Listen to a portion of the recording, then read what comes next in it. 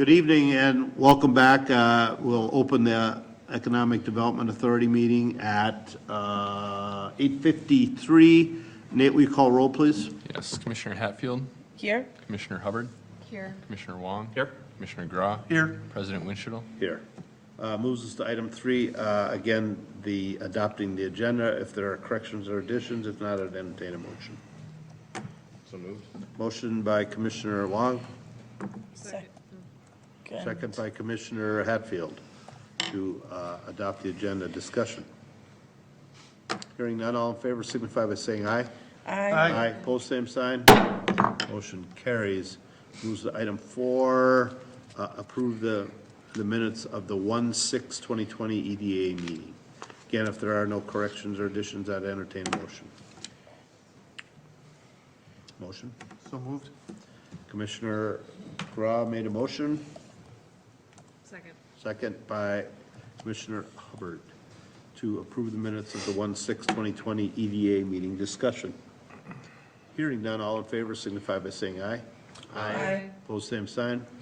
Motion carries. Moves us to item 5A, authorize staff to release an RFQ and pursue property acquisitions for City Square West redevelopment. President and Commission members, on December 3rd of 2019, the City Council did adopt a resolution that adopted the basically the concept plan for City Square West and the library site plan. Prior to that, we had done a work session on November 4th. It was November 2nd or 4th, one of those two dates, where we basically went through economic analysis and preliminary economic analysis and steps that we were suggesting we look at to move us forward in that process. At that work session, one of the things that we said that we felt that we needed to do as staff prior to moving forward any further was to do basically due diligence with the developer we had hired as part of the concept plan phase process with Boisington Kogler to make sure that the economics for that redevelopment work based on the financial objectives that we had set. At our work session prior to the meeting tonight, we did have Kevin and Nate go through both the financial analysis as well as the RFQ that we're suggesting that we send out to find a developer for the site. And, basically we found through the process, at least at this point, that we feel that this is a financially feasible project to be able to move forward with. We think from a process perspective, there's really 3 things that we need to do to continue to move forward with this. The first one would be to send out an RFQ that we've developed to be able to try to solicit developers who would be interested in being a part of this process. And that process would lead to us bringing back to the EDA hopefully a group of developers to be able to consider for moving forward on the project on. Second thing would be to establish a tax increment district on the site, which is something that we need to do prior to doing any type of acquisition or development on the site. It needs to be set up prior to any activity occurring there, and so we're recommending that we do that now so that we're doing it at the beginning of the process. And the third thing is to negotiate purchase agreements with the property owners on the site. There's 3 property owners on the site.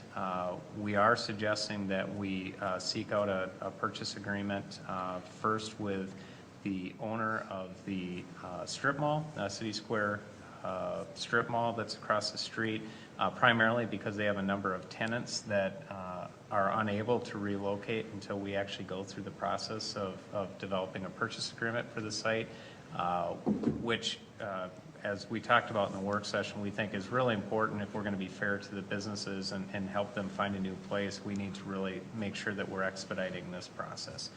The other 2 property owners were suggesting that we develop a purchase agreement that would have a closing contingent on actually having a development agreement to move forward with.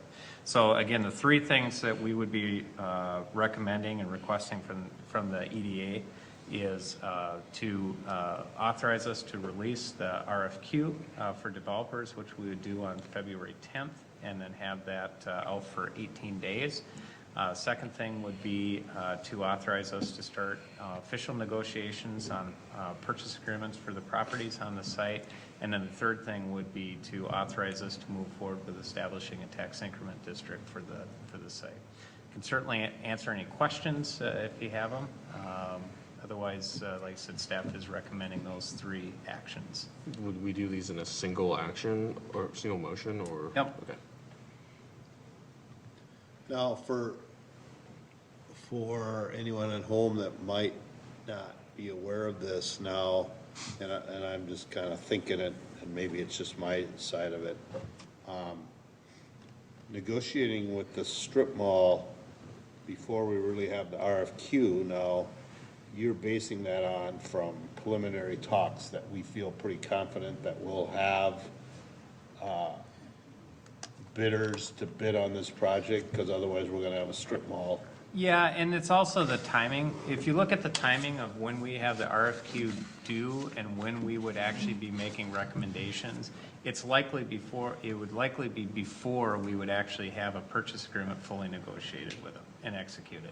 So what we're trying to do is we're trying to be able to move forward simultaneous, so that we're able to, our hope and our plan is to be able to come back to the council with a developer and with a purchase agreement that we could move forward at the same time.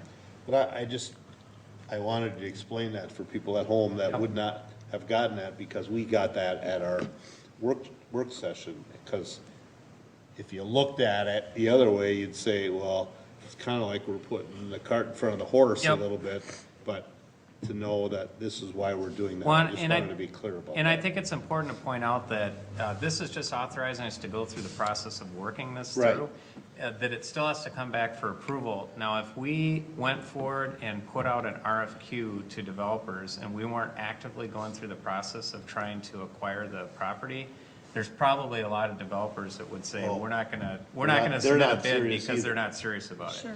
But at the same token, if we go forward and if we purchase a property without going out and seeing if there's interest in the market, Right. you know, then we'd say, well, geez, we're really betting that there's gonna be somebody that's there. That's why we're trying to marry these two processes together, so that we can come back at one time and have both of them, so that you guys have confidence that there's a developer that's interested in the site and that we wanna work with, and that we're able to acquire the property too.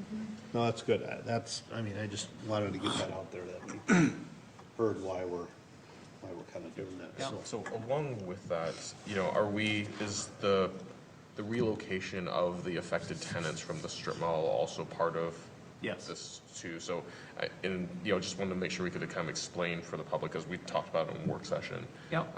what our intent and goal is. Yeah, so our intent from the very beginning, and it's actually part of the objectives that the council adopted as part of this redevelopment project, is to actively try to find a opportunity for the tenants to relocate within Chaska and continue to have them be successful businesses within the community.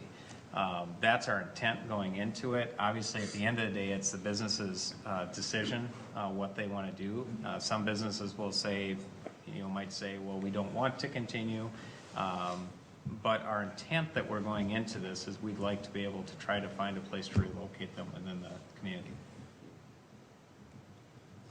Does the owner intend to keep the laundromat alive? We don't know. Okay. But I will say that in a relocation process, it doesn't matter if he intends to keep it open or not, he's entitled to relocation for it. Even if it's another community? Yes. Does the And we've had that before, where we've had businesses that have decided that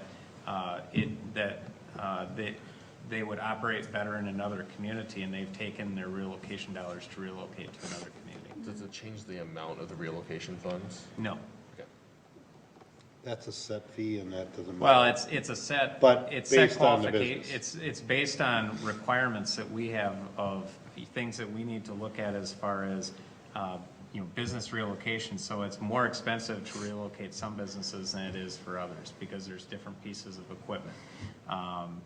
Depending on, what their rent is. There's a number of different criteria that we have to go through. And that's something that's federally mandated. So going back with that when they relocate, if they relocate to somewhere that's more expensive, like in another community, are we just, you talked about in the work session about kind of getting them established, paying rents, for a certain period of time?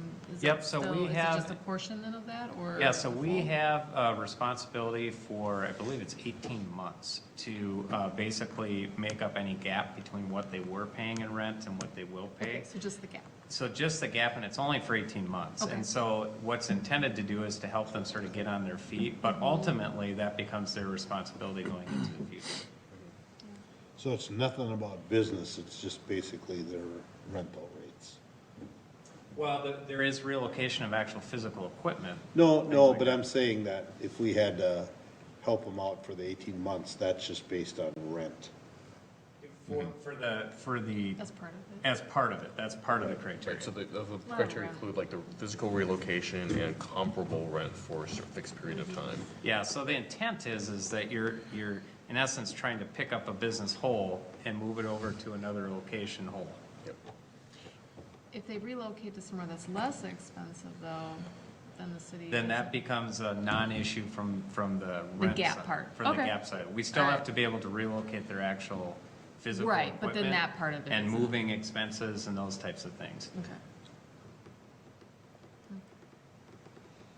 All right, like we pretty much said here, this is just the very early stages, there's still a lot of actions that have to happen, and they're all gotta come through this avenue before anything's approved or anything we move forward with. And I think it's important to point out, sort of by the, So that's what I'm looking for a motion for. So moved?